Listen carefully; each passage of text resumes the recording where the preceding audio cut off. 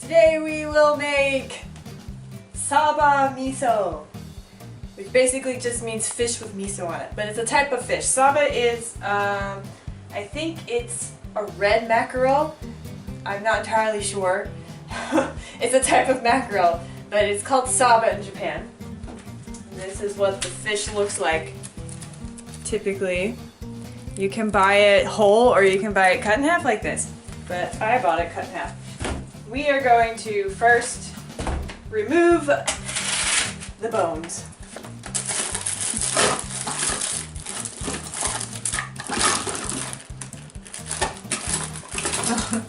Yeah, Jenny can't find her tweezers. Jenny can't find her fish tweezers. How is it this hard to find them? Oh my goodness. Here they are. Found them! I found them. So now you need to debone the fish, and you're going to use fish tweezers to do that. These fish tweezers have food in them. We can't use these fish tweezers. We are going to use fish tweezers that are nice and clean, and we're going to pull the bones out. And you can't see them, but if you run your hands along the spine and stuff, you can feel them stabbing you. This will take you a long time, and you will hate life. I broke the bone! Ah! And I can't feel my fingers anymore. Just a little side note. One half of the fish is always going to have more bones than the other ones. So this one doesn't have that many. And the little tiny ones, with what we're going to do, they're actually going to become soft and edible, so you don't have to worry about it. Or you could just be not like me and buy fish that's already been deboned. That works too. But I didn't do that because I didn't pay close enough attention. Once you've deboned the fish, then you actually want to prepare some water to boil in it.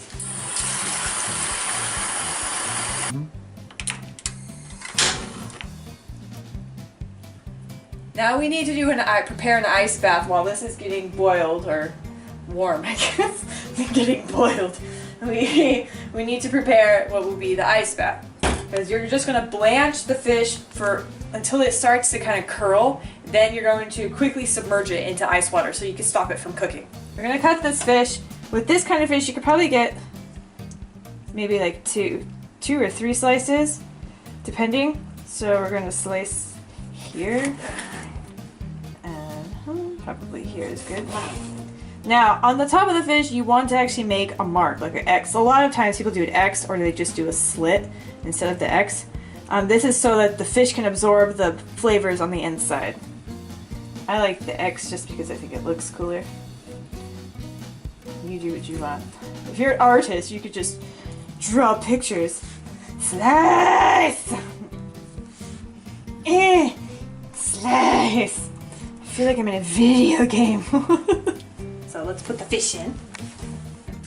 Ah! Sorry! Okay, so they're starting to curl at the ends. Let's start curling. Then that's good. So now we're going to take this out. We'll turn this one off. And quickly put it into our ice bath.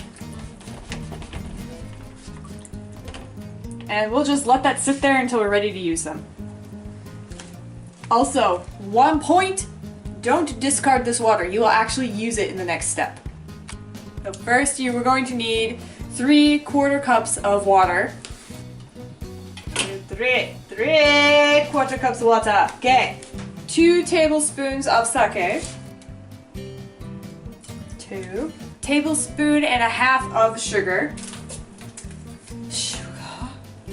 Ah! Don't fall, don't fall. Okay. Tablespoon and a half.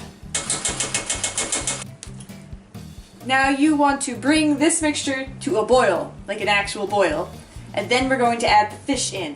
Skin side up. That's very important. Skin side up. We're just waiting for the pot to boil. Ah! I made a mess!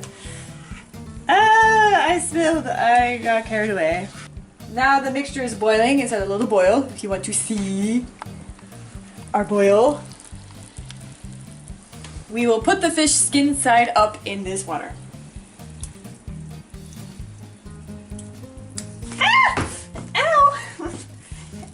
actually burned myself.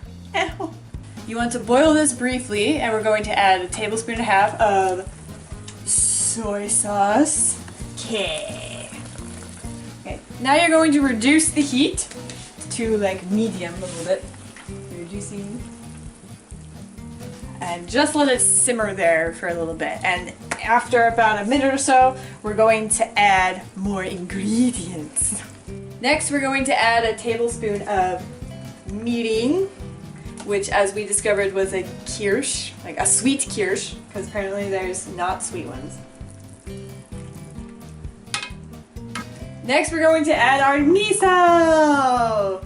Yay! You want to add 2 tablespoons of miso. But because this is like a paste, you can't just drop it in. You need to actually dilute it in the water and mix it up. It's kind of a pain, but that's the only way you can add it in there. So I recommend using whatever this is called. I don't know what this is called. Like, it's some kind of strainer for, I don't know what it's called. But I use this, and then I, like a small whisk, and whisk the miso in.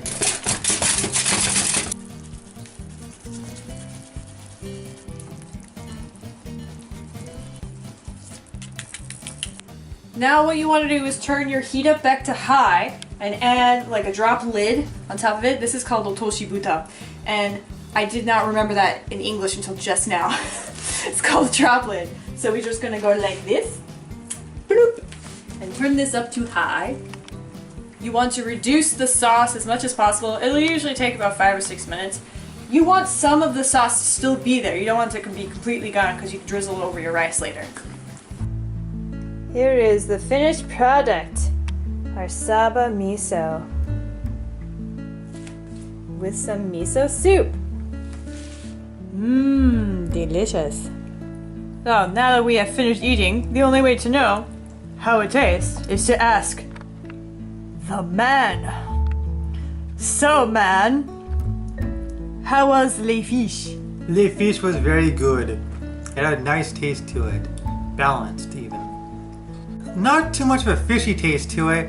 Had a bit of a sake taste with miso, kind of a earthy taste to it, and it was well cooked. It was very, very nice.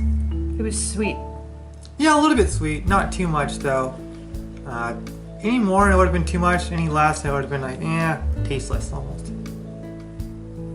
How many guma-chans out of 5 would you give it? By the way, this is guma-chan. How many guma-chans out of 5?